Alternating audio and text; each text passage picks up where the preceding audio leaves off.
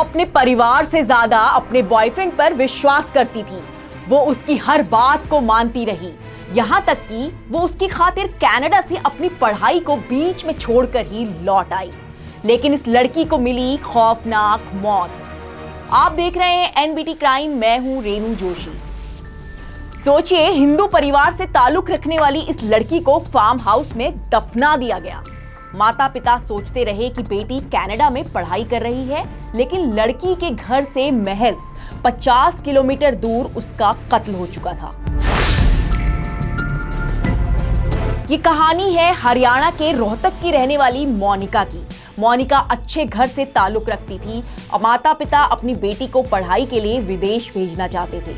वो चाहते थे उनकी बेटी पढ़ लिख कर उनका नाम रोशन करे। आईलीट की तैयारी के लिए मोनिका को सोनीपत भेजा गया, जहां उसकी मौसी रहती थी। मौसी के घर रहकर ही वो कोचिंग क्लासेस लेने लगी। लेकिन इसी बीच मोनिका की जान पहचान यहां रहने वाले एक लड़के से हो गई। दोनों के बीच ये जान पहचान गहरी होने लगी, दोस्ती प्यार में बदलने लगी। कोचिंग पूरी होने के बाद मोनिका वापस अपने घर रोहतक लौट गई, लेकिन अपने बॉयफ्रेंड के साथ इसका रिश्ता बना रहा। इसी बीच उसका एग्जाम पास हो गया और वो कनाडा पढ़ाई के लिए चली गई।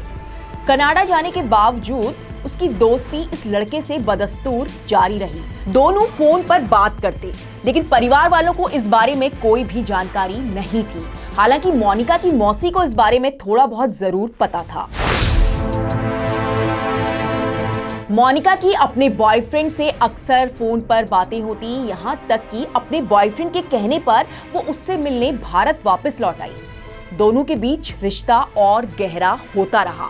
परिवार वालों को लग रहा था कि वो कनाडा में पढ़ाई कर रही है, इसलिए वो निश्चिंत थे। मोनिका इस बीच कई बार भारत आई और फिर वापस कनाडा चली गई।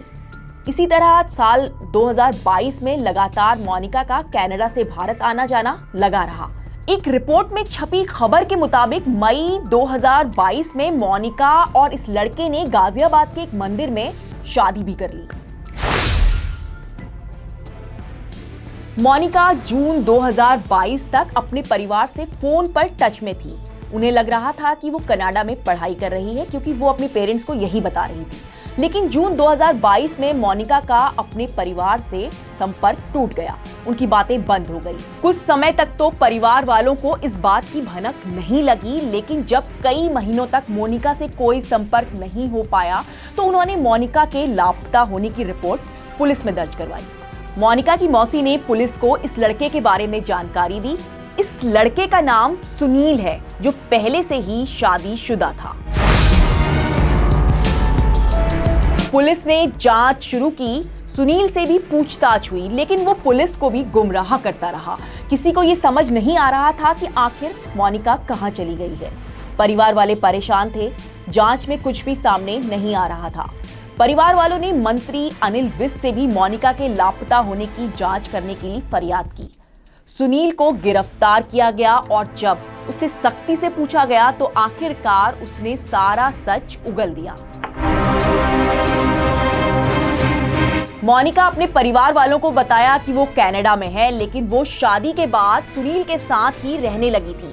शादी के ठीक 1 महीने बाद यानी जून में एक दिन सुनील ने मोनिका को गोलियों से भून डाला। रात में उसे गर्लफ्रेंड का कत्ल किया और फिर उसे वहीं सोनीपत में अपने फार्म हाउस में गाड़ दिया। किसी को उस पर शक भी नहीं हुआ। वजह थी, हर किसी को यही लग रहा था कि मोनिका कनाडा में पढ़ाई कर रही है। हत्या के करीब 8 महीने बाद जब इस मर्डर की मिस्ट्री खुल पाई, तो पुलिस ने इस फार्म हाउस में खुदाई की। पुलिस ने उस फार्म हाउस में खुदाई की तो वहां मोनिका का कंकाल बरामद हुआ। जांच से ही पुलिस को पता चला कि पिछले 1 साल में मोनिका ने कई बार कनाडा से भारत की यात्रा की थी। सोचिए, मोनिका को इस लड़के से प्यार करने की कितनी भारी कीमत अदा करनी पड़ी। एनबीटी क्राइम में इस तरह की खबरें जारी रहेंगी। चैनल को सब्सक्राइब करिए, आपको चैनल के सारे अपडेट्स मिलते रहेंगे।